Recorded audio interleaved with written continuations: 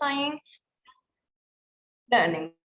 So before we start, let me introduce Dr. Al-Hoorie. Dr. Ali is an associate professor of English language.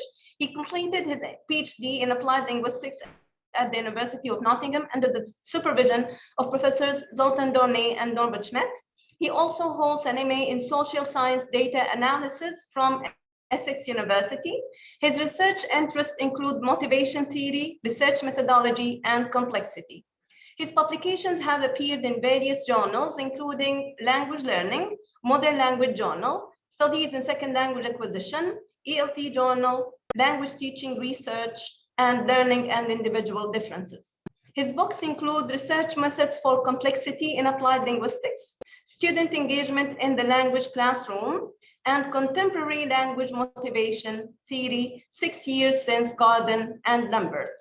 The later book is the winner of the Jake Harwood Outstanding Book Award. Thank you so much, Dr. Ali, for joining us today. It's a great pleasure. Hi, thank you for having me. It's our pleasure, Dr. Ali. Before we start, I would just like to remind everyone, please, to type your questions in the QA area. And if you have any comments, please share them on the hashtag at Twitter, PSUALR2022. So, Dr. Ali, the floor is all yours. Thank you so much. Okay, thank you very much. As you can see here from this picture, this presentation is about gamifying language learning. Before we start, if we stop and reflect on this picture, if this is real life, what seems to be a young lady fighting this Goliath, this is a very intimidating situation. If you put yourself in this situation, it's very intimidating, really. But because it is a game, it becomes fun. And the player will no longer be afraid of doing mistakes and failing. In fact, the player would want to repeat the task again and again to win this game and to move to the next level and to develop their skills and know the tricks and tips about how to navigate this game successfully. And all of this is voluntary. You don't need to ask the learner to, okay, play a game, you failed, play again. In fact, you have to tell them to stop, it's late, go to bed. They still want to play one more round. And they do it in their free time. And they communicate with other players in fan communities and share tips and tricks. All this is happening in the world of games. Now, if we compare this picture, what happens in the classroom, conventional classrooms are very different, show a very different picture. And in fact, many teachers would be envious of what's happening in gaming, and they wish that a small percentage of these features apply to their classrooms, that students find it fun, that they want to repeat the task again, that they want to develop their skills, that they do it voluntarily, you don't have to tell them to do it again, they do it in their free time at home, they share tips with each other, they want to develop their skills, they want to move to the next level. So, in fact, there are many things that educators in the classroom can learn from what's going on in the gaming community. So, in this lecture, I'm going to describe some of the features that make games so interesting and so engaging, and see how we might adapt and apply some of these features into the classroom to make them more engaging. And I will cite some studies that have, some research that has been done in this regard. So, but before we start, let's sort out some misconceptions, because there is a lot of cultural baggage when it comes to gaming. First, games are not always non-serious. There's a distinction between play, just play for fun and serious.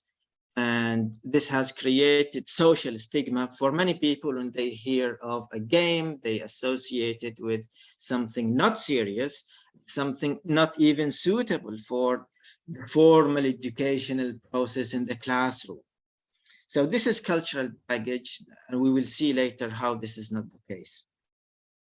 Games are not only digital games or video games. It's actually one type of gaming. So generally, when you hear a game, you always think of video games, digital games.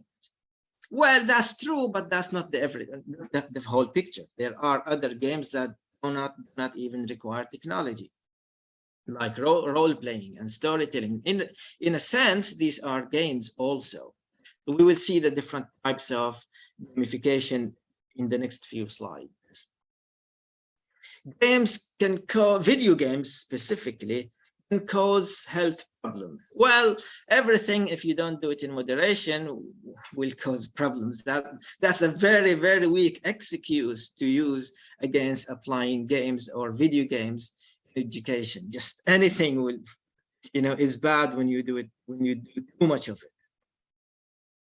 Okay, so in this presentation, I'm going to first talk about terminology. There is some terminology associated with research into gamification. We will have a look at it.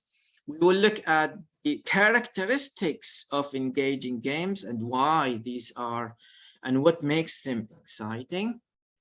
And in the last part, we will go through the different types of games. There is game-based teaching. There is game-enhanced teaching, and there is game-informed teaching. And these are three different things. And so not all of them rely on technology. So we will see these in turn later on and see some example studies that have been conducted on it. So starting with the first part of this presentation, terminology. So gamification, what is gamification? Is the key word of this presentation. Gamification means using game design elements in other contexts, such as learning or even on the job, if you have a company, for example. So it's not only digital, and it's not only video games specifically. So it's a more general concept. Now, video games can apply it efficiently. Yes, that's a different story, but that's not the whole picture. Serious games. So why is it called serious? Because there is a societal bias against games, saying that games is just for entertainment. So they said, okay, there are serious games. These serious games are not for entertainment. Can be used in education, advertising, campaigning, social justice awareness. And if you think about it, these are applied very widely in our society. For example, if you pay your telephone bill, for example, you may get a text message from your telephone company saying that now you have this many points in your account. What is this point? This is actually a gamification trick to increase your loyalty to the company, because you are collecting points and you are engaging with the company. These are symbolic rewards that they give to you. The same also when you go to your supermarket, the supermarket in your neighborhood. Many supermarkets have a special card for them that you scan before you pay, and you collect points also. This is also a gamification of business. So you collect points, and in fact, they call these cards loyalty cards because they want to keep you loyal by giving you these points. This is also gamification. So gamification is a bigger concept than just video games. Game versus play, also there is a distinction in this field between these two terms. Game is usually associated with a more structured activity with rules, while play is just more general and relatively rule-free. Gameful. Now, an activity may not be gameful, it's just a normal activity, a task students do in the classroom, for example. You can modify the characteristics of these games by, say, adding goals, allowing students to do different strategies and test their effectiveness, and move on to different challenges. You are making the task gameful by implementing these strategies within a conventional task. You transform it into a gameful task. In contrast, we have the term learnful. Learnful here, now if somebody plays a game, usually this game is not intended for learning. But if you find opportunities for learning in a game, then you transfer that game into a learnful game. We will see some examples in the next slide. So we will come back to these terms, learnful and gameful. Hard fun. Also, if you play any game, you may have experienced this hard fun. Usually fun is fun. What's hard about fun? It's when you overcome challenges. Why does it feel fun after you overcome challenges? Because you feel you have this competence, you develop your skills, you finally manage to overcome a challenge. This is where hard fun comes. Ergodic, this is something interesting and different that you can't easily find in conventional classrooms. So when you open a textbook, when you open any book, when you open a novel, normally you would start from page 1, then move on to page 2, and then to page 3 in a linear fashion.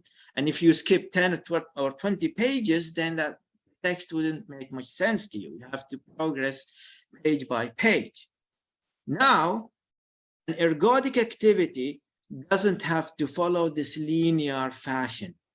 You can have branching texts. Different students will go through separate routes and they will have different outcomes. Now, this is very difficult to do if you don't use technology. If you do it successfully, it will be very exciting because every time students come to the task, they find something different. They find something novel. Pedagogical mediation. Now, again, one of the misconceptions is that these misconceptions in gaming is that when you implement the game, you just give it to the students and that's it. They will suddenly have autonomy and they will self-directed. Well, in reality, you need to scaffold their learning, for example, by focusing their attention on language. For example, you could use wraparound activities. This is also one of the terms used in the gamification literature, which means transforming games into learnful through supplemental exercises.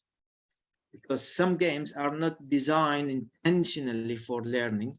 So you have wraparound activities to highlight and emphasize the learning opportunities in these games.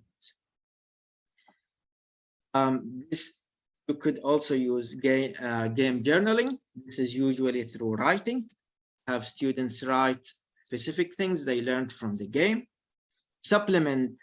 Scaffold the learning process.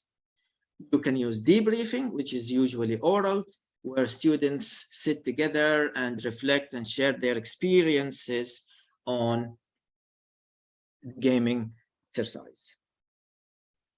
Okay, so moving on to the next part, what are the characteristics that kind of magically make games this much exciting?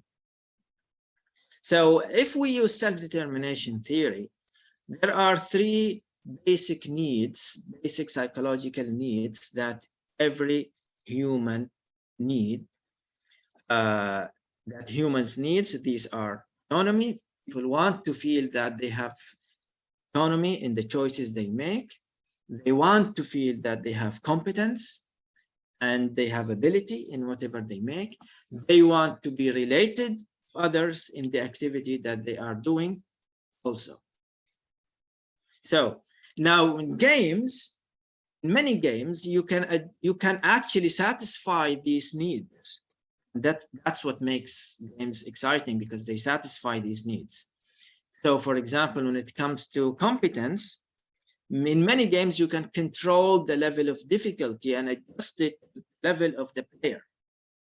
So it's not too difficult for them so that they find it difficult and quit. It's not too easy for them so that they just find it too boring. And then there is progressively more challenging task, challenge their current skill in order to develop it. And in fact, incidentally, this is exactly what the spiral curriculum means. Spiral curriculum is to give the same units in the course again and again, but each time with more complex information.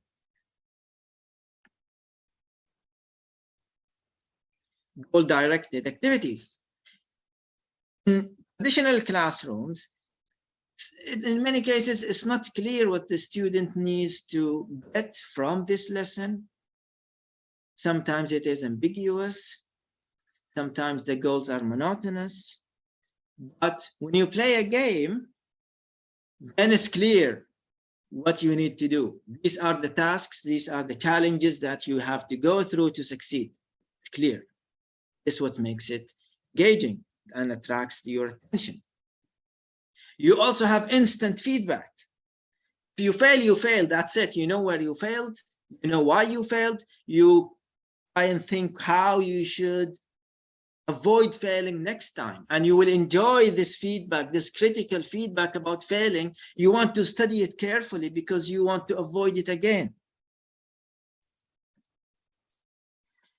Sheltered practice. This is again another feature of games. Why aren't students afraid when they fail in playing a game, but they are ashamed or they keep silent, afraid of failure in the classroom? Because they don't feel it's a sheltered practice. But when it's a game, they feel the mindset is different. They know it's a game.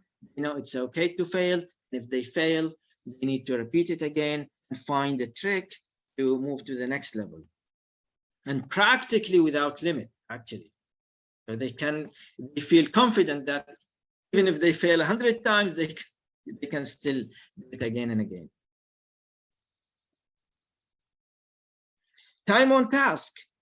You know, for any teacher, it's just common sense. You know, the more you practice the language, the better you get in that language.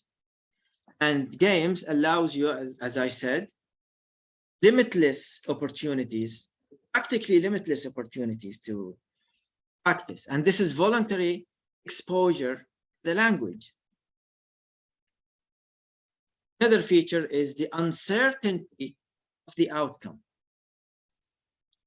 And you may have had this feeling if you are about to reach the goal in a game and then you fail, you feel just, you know, have this feeling. This is actually neuroscientifically dopamine in the brain. This uncertainty has a neurological basis when the anticipation of reward leads to the release of dopamine, which is a neurotransmitter in the brain. And this what causes the excitement about the game. Task-based language teaching. The fundamental precept of task-based language teaching that L2 instruction should be conceptualized in terms of goal-oriented task is basically game form. You know, for an experienced teacher, most of the features I have been discussing so far are not groundbreakingly new and can be applied in, say, task-based language teaching, which is true. That also includes gamification. Gamification, as I said, can make the implementation of these features easier, more efficient, sometimes with technology, sometimes without technology. Just you need to be aware of these features and the need to implement these features. Like goal-driven, real-world, authentic task. For many students, if they play a game, this is as authentic as they need. That's authentic enough for them to play a game. Okay, so types of games in education. So as I said, there are 3 types of games. There is game-based teaching, and in this type, games are designed intentionally for, say, language learning, or to learn mathematics, or to learn something. It's intentionally, it's an educational game. Maybe it's a game enhanced teaching using games available in the market that students are maybe already playing in their free time, and adapt it to your purpose, in this case, language learning. And then the third type is the no-tech option, which is gamification, using these principles of gamification in your everyday classroom without technology. So you have these 3 options. I'm going to go through each one of these now and discuss it and cite an example research study conducted on it. So starting with game-based teaching.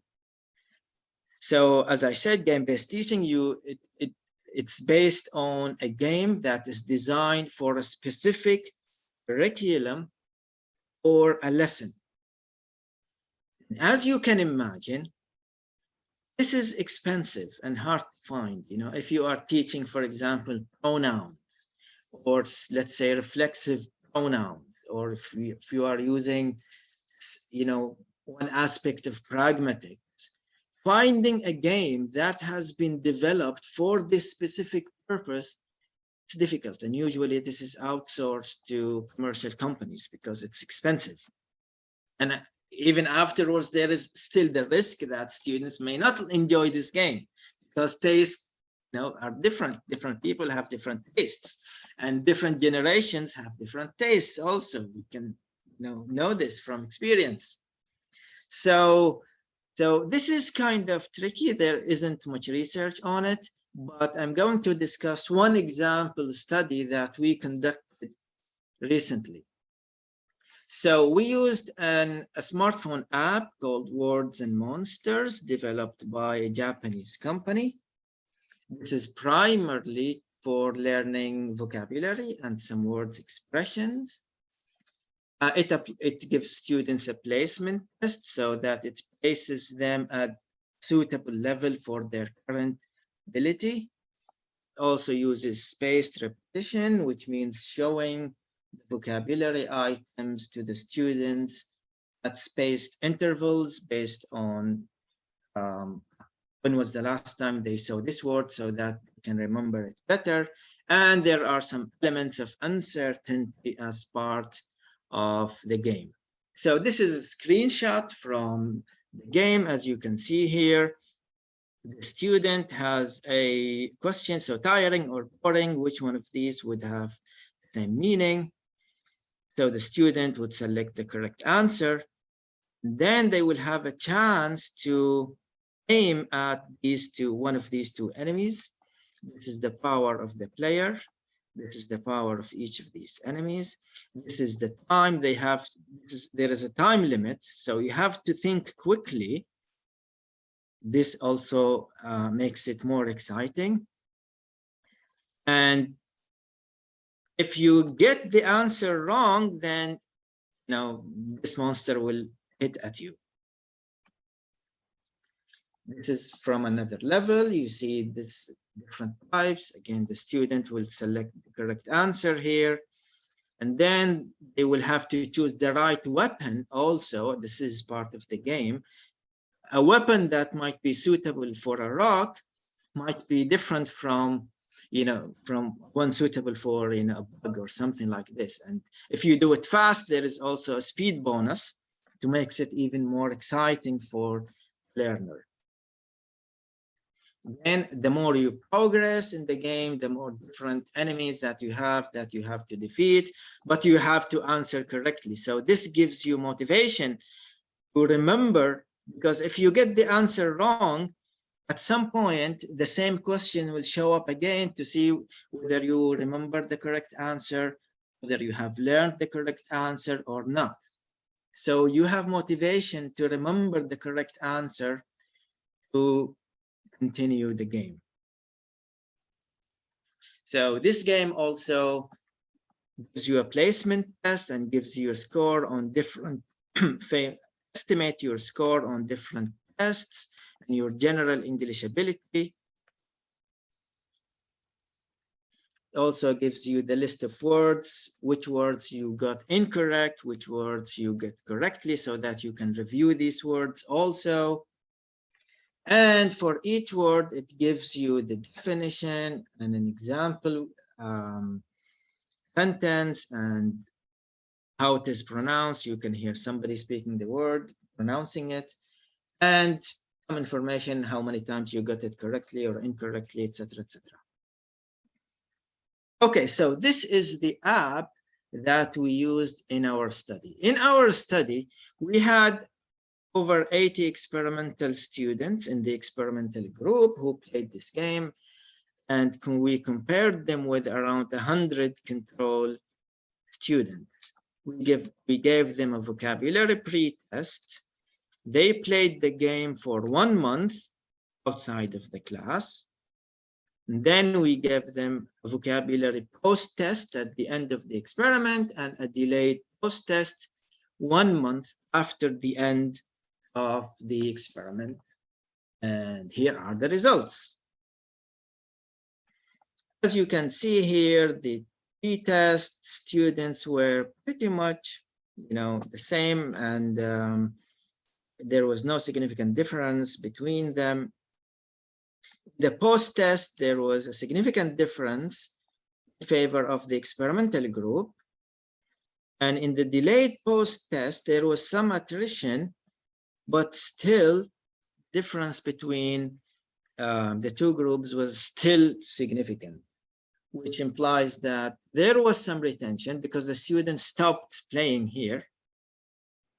The license expired and of the game. And so there was some attrition. Still, there is some retention 1 month after the experiment. And we know that, if you want to retain, anything you learn, then you need to practice it over time, not just, for 1 month and forget about it. Okay, so this is game-based learning, and the disadvantage of this approach is that you need to find an app that has been developed by educators for a specific purpose, and it can be hard to find. Moving on to the next type, game-enhanced teaching. Game-enhanced teaching means utilizing a game not developed specifically for education, like Second Life, Sims, Minecraft, etc., etc., etc. There are so many games, and every day you hear of a new game that students are playing in their free time. Usually, these games are already in the target language. So this represents a learning opportunity for the language. So you can also use wraparound activities, like, you can assign team leaders and timekeepers and language focus, homework as part of these activities, etc., etc. And there isn't much research on this. So this is kind of strange because many students are playing these games outside the classroom, but researchers are not doing research studying dynamics and the effect of exposure to the language in these games on the educational process and how we can maximize the benefits of this practice. Students are already spending hours and hours in these games. It we know very little about it and how it is related to language learning. So one study was conducted on World of Warcraft in 2015. This study, it was a qualitative study. Most of the studies conducted on game-enhanced teaching is qualitative. And if you hear about, an area where there is so much qualitative research, this means usually that we need more quantitative research. We need more because it's just the beginning now. And this is what's happening in game enhanced teaching. So in this study, there were 6 learners playing World of Warcraft, and researcher found 15 vocabulary learning strategies that the learners were using in order to navigate this game. Because this game is in the English language, it will help you a lot if you know the target language. So some of the strategies the students were using were noticing the frequency of words and focusing on the keywords that they needed to succeed in the game, recognizing knowledge gaps, selecting words for attention, equating images and actions to words, giving and receiving feedback, observing players, etc., etc. So students, when they are playing these games, they are not just passive receivers of knowledge or vocabulary or the language in general, but they interact with it. In fact, they are motivated to check the dictionary, or nowadays Google, today's dictionary, learn the language from it. So there are some considerations with enhanced learning. I said there isn't much research on it, and there is a reason for it. Some of these games are not free, so they require a license. Not all games are suitable for the student's age or their culture. So this is also an important consideration. And in many cases, there will be interaction with strangers, which may or may not be relevant depending on the student's age. Some games may provide private places, but again, this might require a license. Okay, moving on. The final type of gamification is game-informed teaching, and this is the no-tech approach gamification, like using narratives, role-playing, simulation, using time limit, for example, using symbolic rewards like points, challenges, badges, etc., etc., and implementing them as part of the task. We can use competition and cooperation. Many people wonder whether it's better to have students compete against each other or cooperate with each other. According to recent research, the best approach is the one that combines both of competition and cooperation, so that in order for you to succeed in the game, you need to help the members of your group competing against other groups. In this situation, if there is a group member whose ability is weak, all other members of that group will feel that they have to help this member because this will eventually help them succeed and compete against other groups. So cooperation within groups and competition between groups. According to recent research, this is superior than either competition alone or cooperation alone. So, example study. So this study was published last year, and I used motivational stories, which is a kind of gamification. So for this study, we used warm-up activities. based on success stories of famous figures in history, some of them intellectual figures, some of them related to business. Each of them had success story. So the design of this study was there were over 100 control students, over 100, almost 130 experimental students, and 141 control students. So, and the design was for the first 10 to 15 minutes of the class, the teacher would use part of these success stories as a warm-up activity.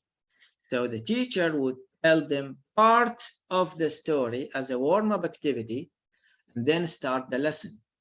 And in the next lesson, they would continue the other part of that success story as a warm-up activity again, and then start the lesson, and so on until they finish the 10 success stories, which lasted for a month. And in the post-study questionnaire, the control group, the experimental group showed significant reduction in anxiety compared with the control group, with this reasonable effect size.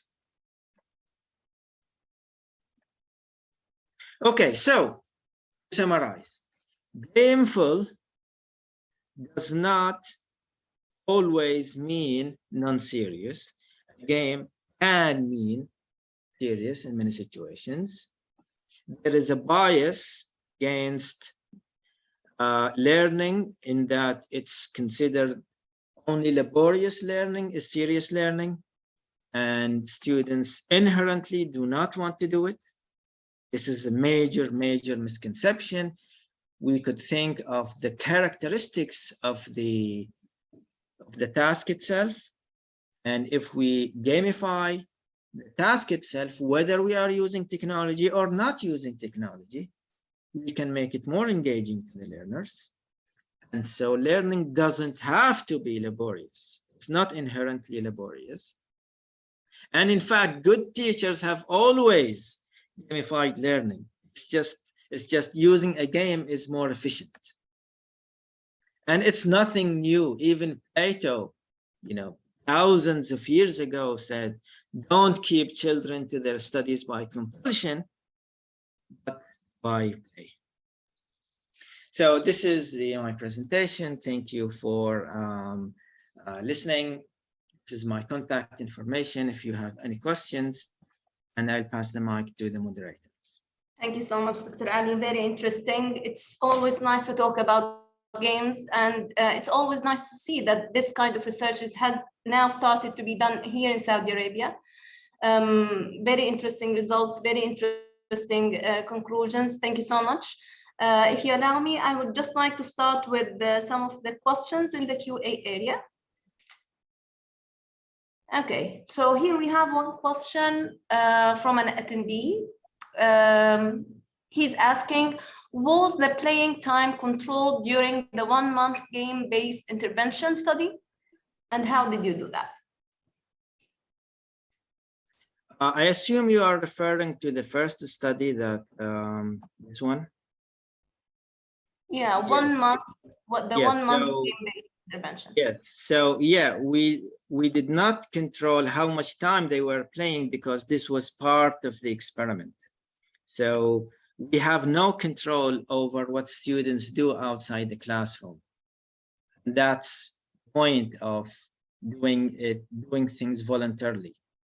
So we give them the game. We tried our best to make it sound interesting and let them play the game. And in the end, apparently it paid off. Yes. Thank you. And another question from the same attendee, how do you ensure that the learning games, I assume he's referring to the same study, how do you ensure that the learning games result from the application where other factors like whether they could look at the word, whether they could look the words up in the dictionary controlled? Yeah, this is the whole point of doing an experiment, right? If you do an experiment, you compare it with control participants. Now, whether they learned whether they learned it from reading the definition, whether they learned it from remembering it during the game. Yeah, there are, all the routes lead to Rome, and this is an interesting follow-up study to look at the actual mechanism that led to more learning. But in the end, in the outcome, so we did not look actually at the process in this study. We looked at the pre-test and the post-test. Thank you so much, Dr. Ali. And just another question from my side about this interesting study. Did you control where the pre-test and the post-test presented in the same session? Did they have any chance to revise between the two sessions, or was it all done in one session? It was 1 month, right? The pre-test was one shot. Okay, and then the treatment for 1 month? Yes, then 1 month, then they had the post-test, and then 1 month, and they had the date post-test. Okay. Okay, so they might have a chance to look it up between the sessions. Yeah, but the questions were different. It wasn't the same questions, actually. We tried to control for the level of difficulty. It was different questions. Okay, interesting. Thank you so much. Here we have another question from Fahid. Do we have an open software I assume, of these games that you talked about today? Okay, so I assume this question is related to game-based teaching, games that are intentionally designed for education. I'm not sure if there are, but if there are, it would require knowledge in programming, because you will need to design this game. So there are some games here and then that are designed for education specifically, but there isn't enough. There is more needed in this area, because it is very expensive to design games and it's very time consuming. So actually, Dr. Ali, in your studies, when you would do such kind of research, I know that you are good with coding, right? And maybe you also have other researchers with you. So basically you would design your own games, right? Well, this game was already designed. If you Google it, you will find it. This is the name of the company. The app, it's a smartphone app called Word and Monster, developed by this Japanese company. Yeah. And I think it's free for individuals, but institutions need a license, if I remember correctly. Yeah, good. And at least now we know the name. So if somebody is interested, they can Google it and see more details about the licenses. Great. Thank you so much. We have another question here from Professor Hada Delbani. She's asking, how did the researcher test for the level of anxiety? Like in those studies, when you look at gaming, we know that anxiety might play a role. So did you control for that? Did you present them with any questionnaires for anxiety, for depression, things like that? I assume this question is related to this study where we had the post-study questionnaire. So it was a questionnaire on anxiety that was given to both the experimental and the control group. And the results showed that the anxiety, the self-report post-study anxiety was reduced in the experimental group. And there are, well-known anxiety scales that any researcher can find on the internet. Great, thank you so much. Another question from Salim. He's asking, are there any side effects of the study on the students? And here I think he's referring to Skinner's behaviorism. Do you think that, maybe my understanding of the question is, do you think that when they play games, does it have this effect of building a habit, language habits? When you say negative effects, is it what type of effects? Side effects, actually, he said. Is it health related? Is it habit related? Is it, what do you mean? Because if you are talking about health related, everybody is playing games nowadays, really, whether you like it or not. It would be very unusual to see a child who has never played a game on a smartphone or on their computer or on their Xbox or on their PlayStation. It's just games are everywhere now.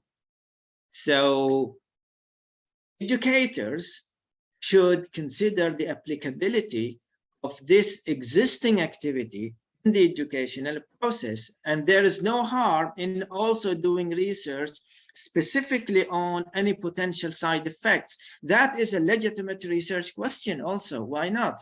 If you think, if you suspect that there are some negative side effects, yes, do a study and show us, no problem. That would be interesting. Thank you so much. And they actually, I can see that there is a follow-up here, psychological related health issues. This is what he's talking about. I'm not aware of, as I said at the beginning, everything, too much of anything is bad. If you do something too much, then it will be bad for you. Even exercise, even drinking water. If you do it too much, then it will have side effects. So that's another thing, how much is too much? That's an open empirical question.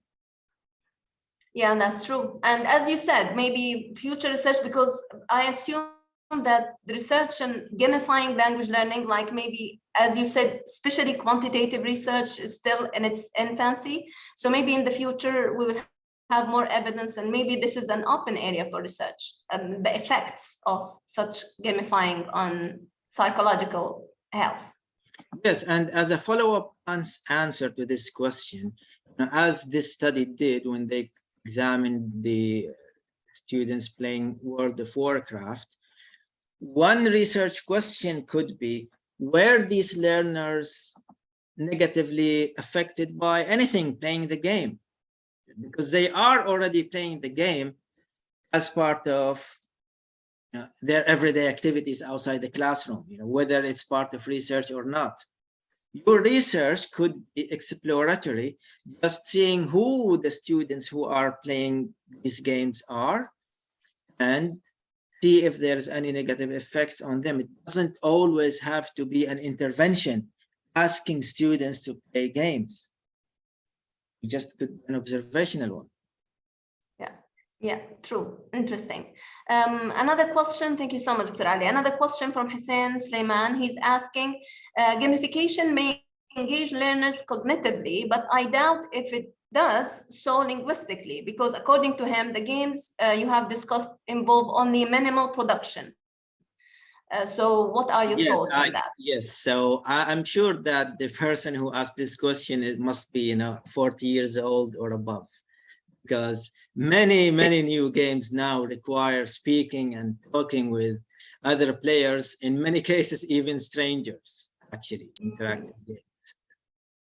Yeah, but the games that you use, Dr. Ali, did they involve any production, like interaction with other players online, or?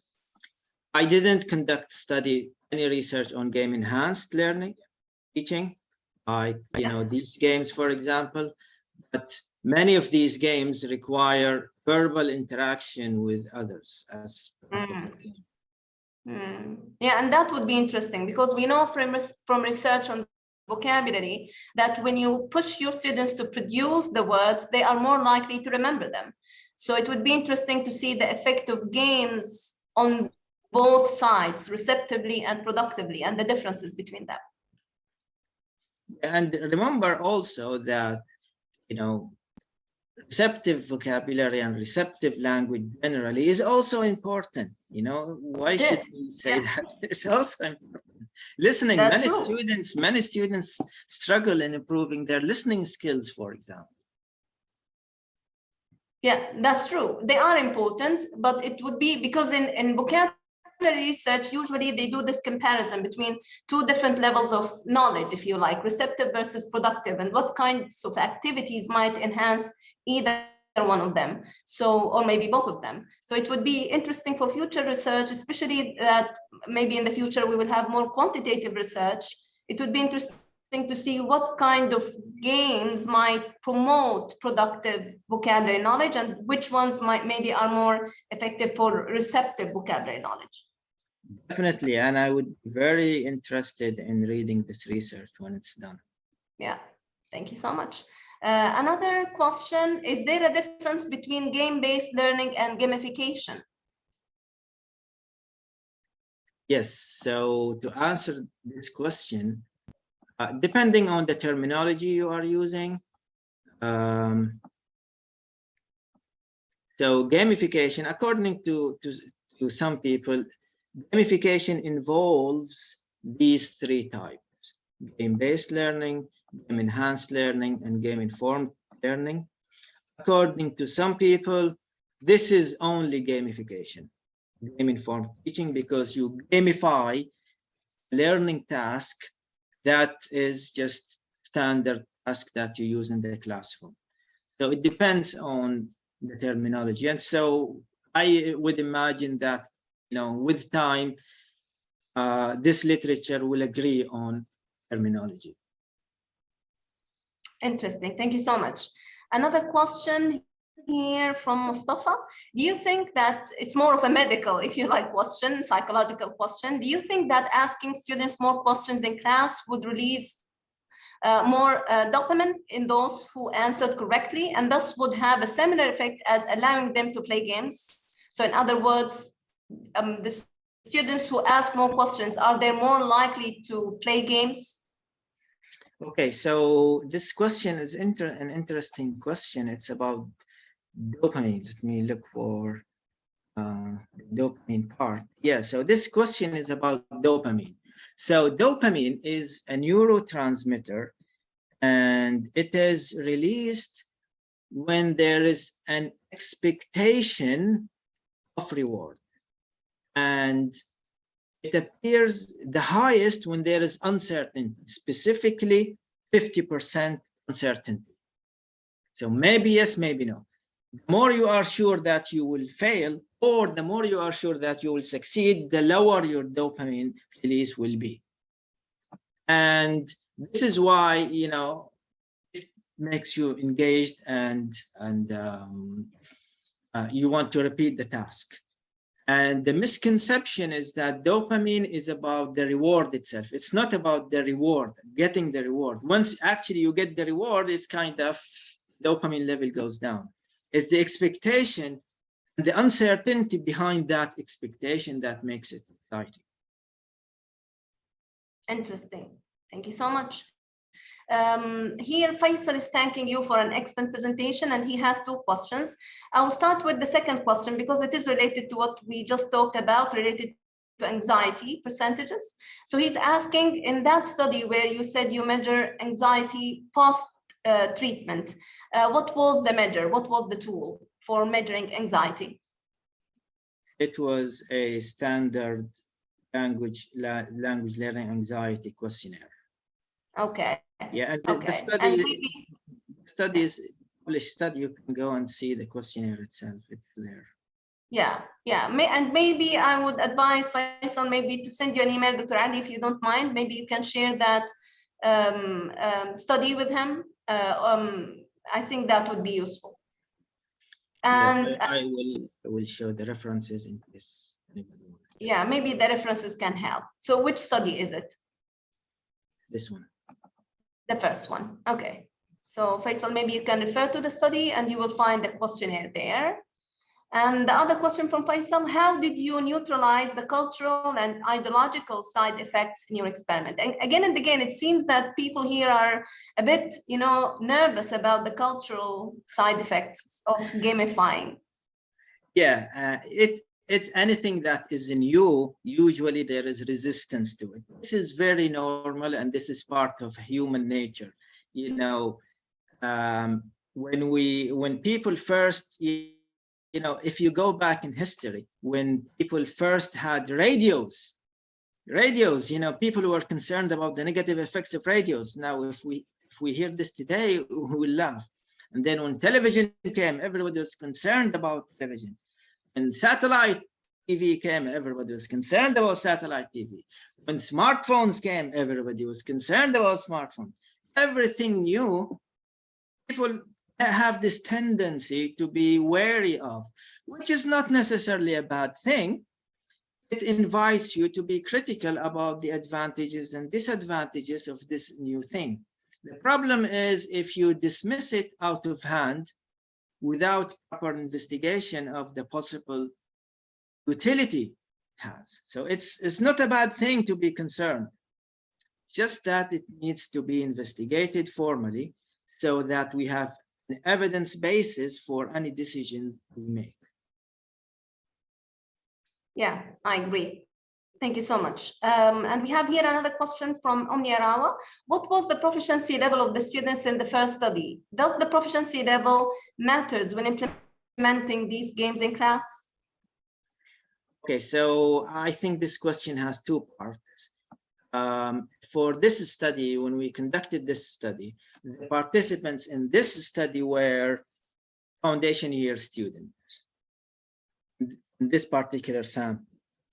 For this game specifically, it applies a placement test and places you as a learner on what level.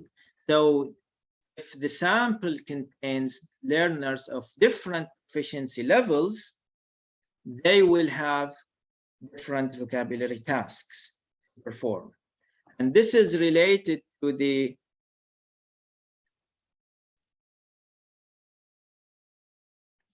ergodic principle that can be applied in gamification.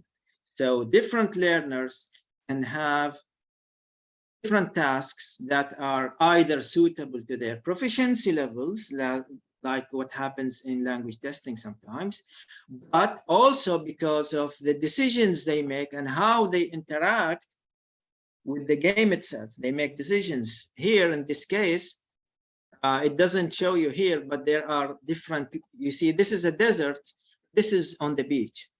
So these are actually different lands within the game. You make a decision, you want to go to this land or you want to go to that land. So different learners will make different decisions and they will encounter different tasks. Then they can come, potentially and share their experiences and tips, etc., etc. I'm not sure if I'm answering the question, but that came to my mind. Yeah, and just as a follow-up, are you aware, Dr. Ali, of any research that compared different levels of learners, different ages, different maybe proficiency levels in terms of how much they benefit from gamifying? For learning specifically, I don't think so. We still need research, especially on game-enhanced learning. Very little research on it. Yeah, yeah. And it's really interesting when you said that most of the research in this area is qualitative. I was wondering, why is that the case? Is it because it's easier maybe to conduct it this way?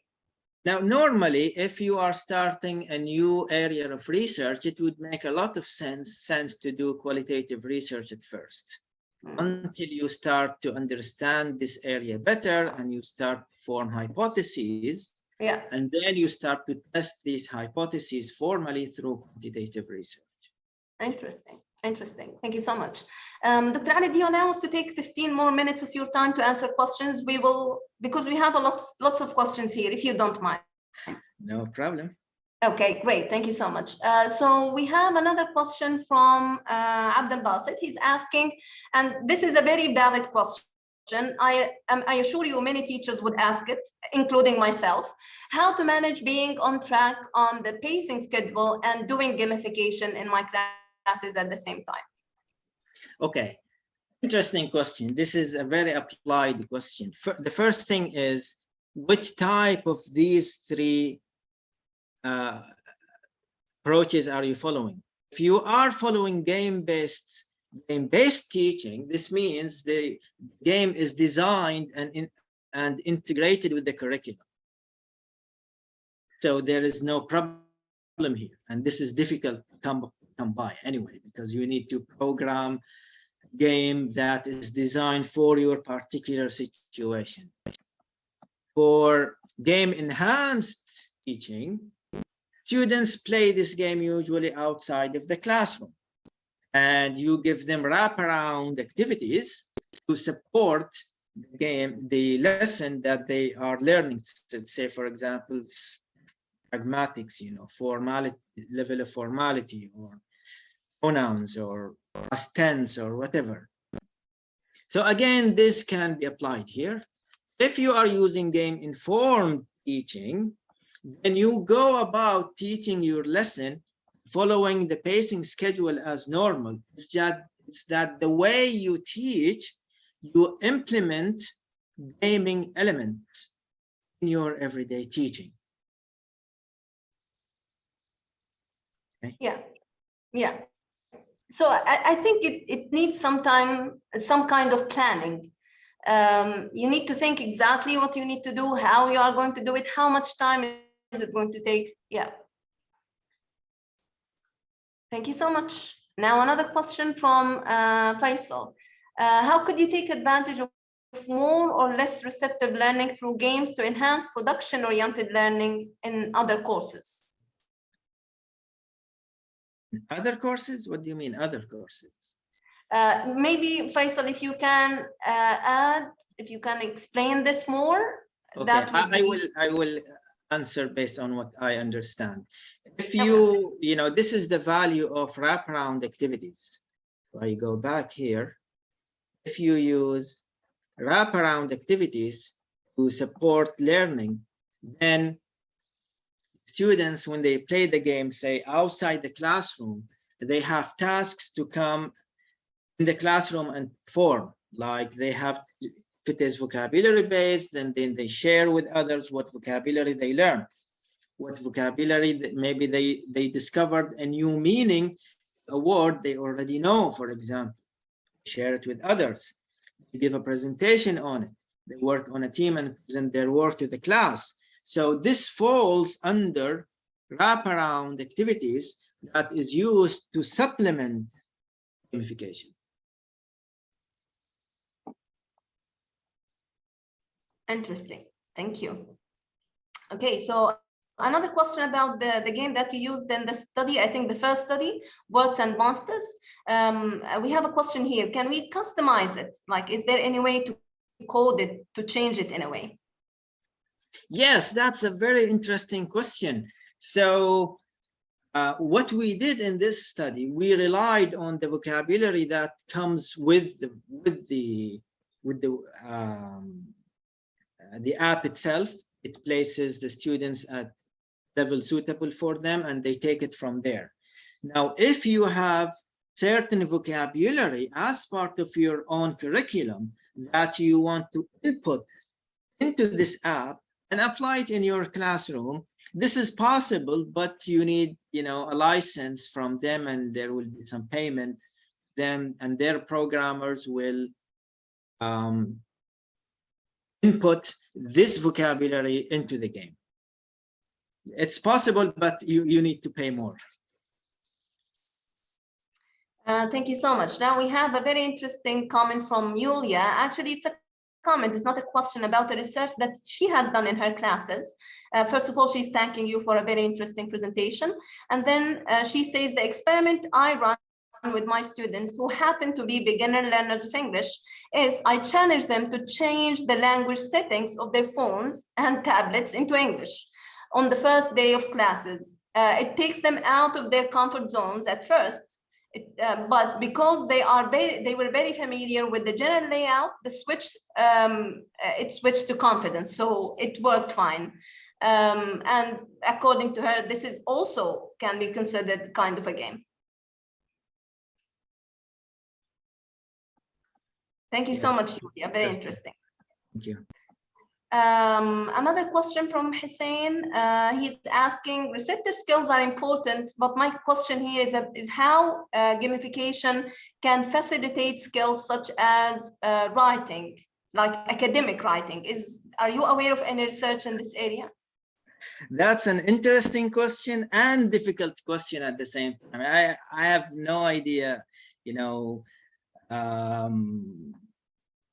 I haven't ever heard of a game designed for academic writing specifically. especially at a higher level. Maybe in the future, we might have a game like this. But it now depends on the teacher's creativity.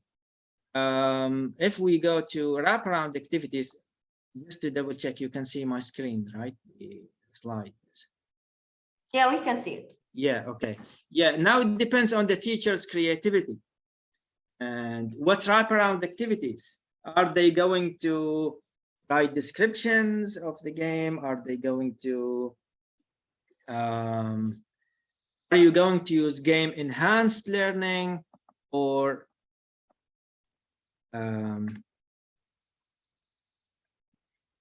just game informed learning? You can again form groups, for example. This group produce a piece of writing or several pieces of writing, and then they compete with other groups. Now, as I said at the beginning, it doesn't have to be digital. It doesn't have to be video games specifically. That's one example. Gamification is a bigger concept, and the idea is applying the elements that make games interesting in the classroom. So if you use this approach, for example, you form groups, and these groups compete with other groups, and they have to assess the weaker members, for example, and review each other writing and improve it. And this will be part of gamification. So this could be one way to support academic writing. Thank you, Dr. Ali. One last question, if you allow us. I know that we took a lot of your time. Really sorry about that. How did you deal with the students in the experiments? How did you deal with the students who wouldn't like to take part in a play or in a game? Okay, so this was voluntary, this game, it was voluntary. It's just that like any research, you cannot force people. It just doesn't make sense, you know. You announce that you want to do this experiment and people come and voluntarily take part of this game. It would be unethical to force people to, and this again can introduce self-selection bias. We are aware of this and we discussed this potential problem, but you know, that's what we can do. And yeah, if somebody doesn't want, then maybe it would be unusual for somebody, because this is the whole point of see here, as I said here. Now, there is always this risk that the game may not be interesting to the students. Maybe because of their age, it might not be age appropriate, maybe above their age, maybe below their age, and they think it's childish. There is always this risk. And if you know your students, and the more you know your students, you can guess what type of games would be suitable for them, considering the curriculum that you are teaching. So yeah, it may be a trial and error at the beginning until you get a feel of what would be useful for your students. Great, thank you so much, Dr. Ali. I think we still have so many questions, by the way, in the chat box in the QA area, but I don't want to take much of your time. Thank you so much for a very interesting presentation. Thank you so much for your kindness in answering the questions. It was a great pleasure to have you here with us today. Thank you so much, Dr. Ali. Thank you. And this is my contact information. If you have any question that didn't answer during this presentation, I will also post the slides on ResearchGate, so you can go and download the slides from there if you want. That's great. Thank you so much, Dr. Ali. Thank you so much for your kindness.